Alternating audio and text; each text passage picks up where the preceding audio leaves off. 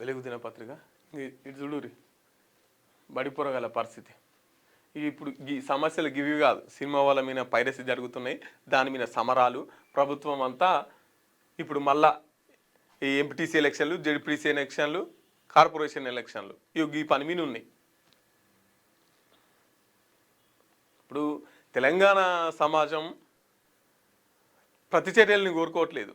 కేటీఆర్ మీద, కేసీఆర్ మీద, హరీష్ రావు మీద వీళ్ళని ఎప్పుడెప్పుడు జైల్లో పెట్టాలని చూడట్లేదు.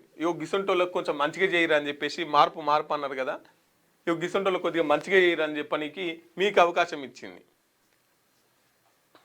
బండికి వేలాడుతూ బడికి, స్కూల్ టైమ్స్కు బస్సు రాక స్టూడెంట్ల తిప్పలు, ప్రమాదకరంగా 2 కిలోమీటర్లకు ప్రయాణించిన స్కూల్ పిల్లలు.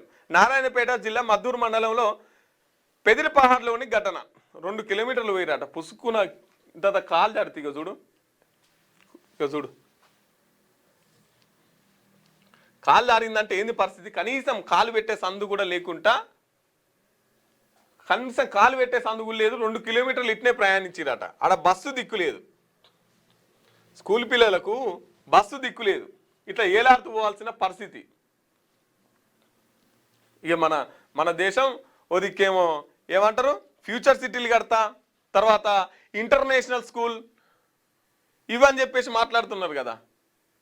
నీ స్కూల్ తర్వాత నువ్వు కొత్తవి కట్టుడు తర్వాత ఫస్ట్ ఉన్నదానికి ఇంత బస్సు, ఇంత పొరగలకి ఇంత మంచి బువ్వ, ఇవి నీ ఇంటిగ్రేటెడ్ స్కూల్స్.